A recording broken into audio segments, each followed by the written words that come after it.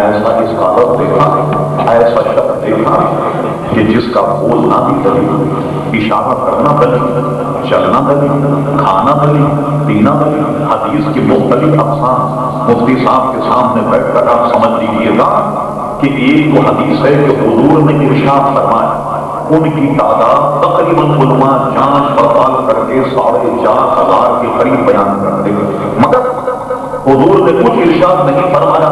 جب آپ کھانا کھاتے راوی کہتا ہے حضور کے کھانا کھانے کا یہ طریقہ تھا، وہ بھی حدیث بن گئی۔ حضور کے پانی پینے کا طریقہ یہ تھا، وہ بھی حدیث بن گئی۔ حضور کے چلنے کا طریقہ یہ تھا، وہ حدیث بن گئی۔ حضور سے حضور کا مصافحہ کرنے کا انداز کیا تھا، وہ بھی حدیث بن گئی۔ بلکہ امام اہل سنت کا پورا فقہ رسالہ کہ مصافحہ کیسے کیا جائے، غرض یہ وہ بھی حدیث بن گئی۔ چلے وہ حدیث بن گئی۔ کبھی آپ نے سوچا کہ حضور علیہ السلام جو ارشاد فرمایا وہ تو حدیث کی ایک قسم یہ ہے کہ حضور علیہ السلام کے سامنے کوئی کام سر انجام دیا جائے اور حضور خاموش ہو جائیں، منع نہ کریں، علماء سے پوچھے، یہ حدیث تقریبی کہلاتی ہے۔ اس لیے کہ اگر وہ بات غلط ہوتی، وہ معاملہ صحیح نہ ہوتا، حضور علیہ السلام فوراً منع کر دیتے، یہ کیا کہہ رہے ہیں، یہ جائز نہیں ہے۔ حضور کا خاموش رہنا یہ حدیث تقریبی ہے، اس پر یہ حدیث دلیل ہے۔ علماء بیٹھے ہیں، حضور علیہ السلام کے ساتھ ایک مرتبہ ایک بچہ شریف کام کھانا کھانا، اس نے کیا کیا کہ ہاتھ بڑھا کر حضور کی رکابی میں سے نوالا اٹھانے کی کوشش کی۔ جب وہ حضور کے سامنے سے کھانے لگا، حضور اسے روک دیا، فرما بچے اپنے سامنے کی پلٹ سے کھاؤ۔ حالانکہ بہت بڑا کوئی جرم نہ تھا کہ حضور کی رکابی میں کسی بچے نے ہاتھ ڈال دیا، مگر آداب دسترخوان کے خلاف تھا، فوراً اسے روک دیا۔ کوئی برائی اگر ہو تو حضور علیہ السلام تو خود فرماتے، علماء موجود کتاب الایمان، کسی کو برائی کرتے دیکھو تو بہترین ایمان کا درجہ ہے اس کو بالجبر روک دو اگر تم نے اختیار، اور اگر ایسا نہیں کرتے کم سے کم زبان سے منع کر دو، اور ایسا نہیں کرتے تو کم سے کم اس کو دل سے برا جانو، مگر یہ ایمان کا آخری درجہ ہے۔ دل سے بھی کوئی برا نہ جانے تو سمجھ لیجیے اس کی ایمان کی چھٹی ہو گئی کہ دل سے بھی کسی بری بات کو برا نہیں جانتا۔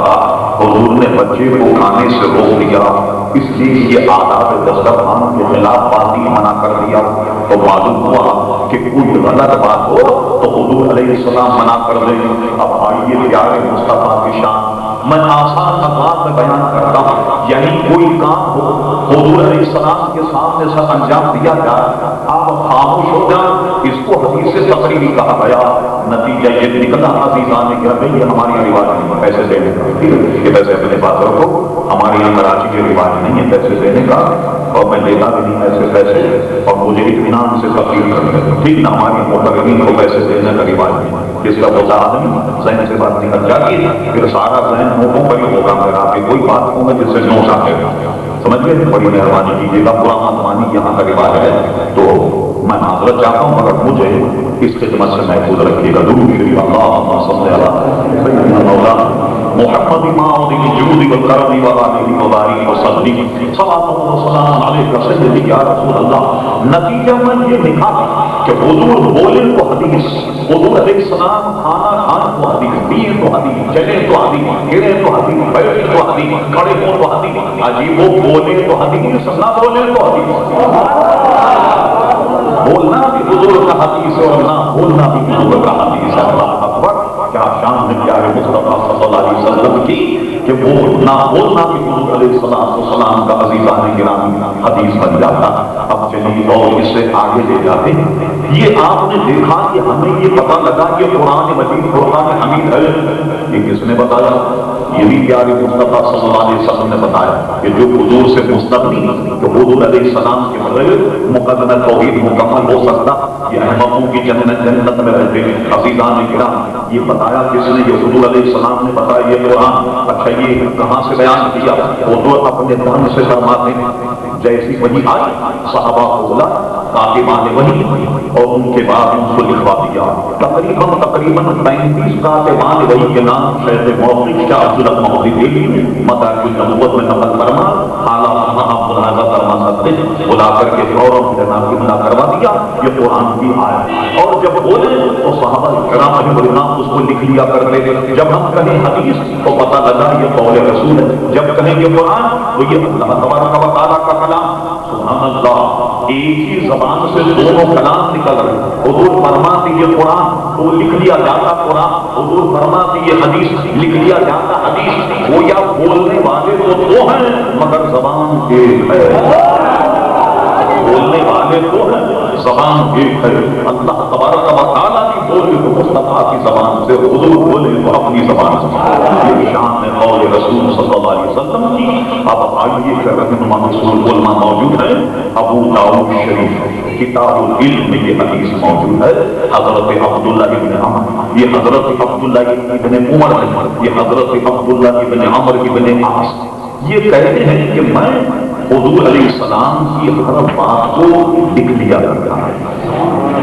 قریش کے کچھ لوگ آئے اور انہوں نے مجھ سے کہا یا عبداللہ تم حضور کی ہر بات لکھ لیتے، حالانکہ حضور کبھی مجھ سے نہیں بولتے ہوں گے، کبھی کسی پر ناراض ہو رہے ہیں اور تم کو لکھ لو گے حدیث۔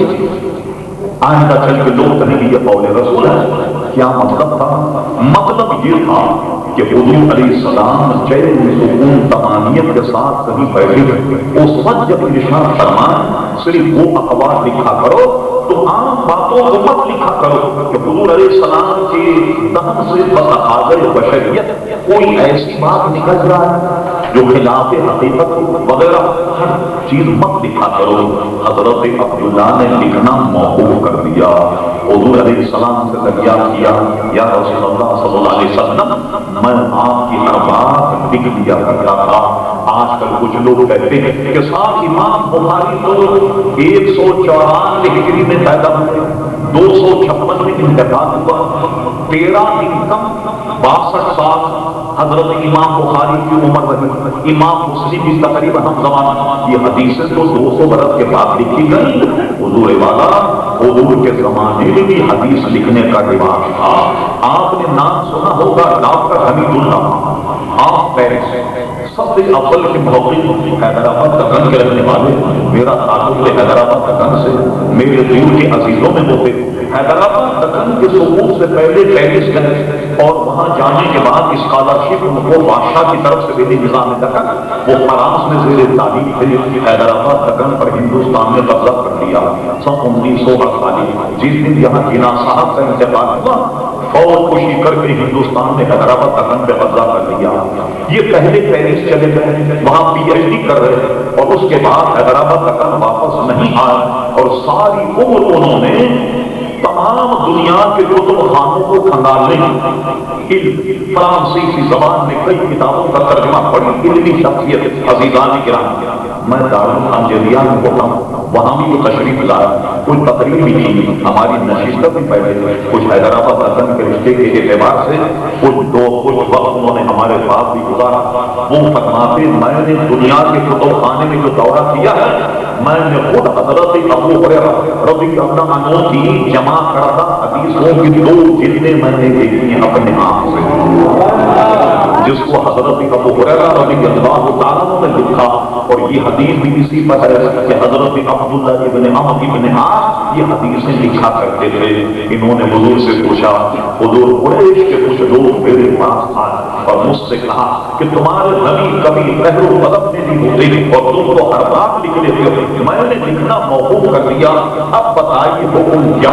راوی کہتے حضور نے فرمایا یا عبداللہ اپنے دہن کی طرف اشارہ فرمایا جو بات یہاں سے نکلے تو اسے لکھ لیا تھا، قسم خدا کی مجھ پر کیفیت کچھ بھی ہو مگر میری زبان سے سوائے حق کے کچھ نہیں، کیفیت کچھ بھی ہو مگر میری زبان سوائے حق کے کچھ نہیں نکلتا۔ نبی کے لب جب چل جائے تو عزیزان کرام حقیقت پر مبنی ہوتے۔ پہلے تو میں نے 2 آیتیں پڑھی، ایک اصول کے طور پر حضرت عبداللہ ابن عمر والی حدیث، قرآن مجید فرقان حمید سے بھی ایک اشارہ ہمیں اور ملتا، پھر اس کے بعد آگے چلتے ہیں۔ آپ نے سنا تو ہوگا حضرت یوسف علیہ السلام خواب کی تعبیر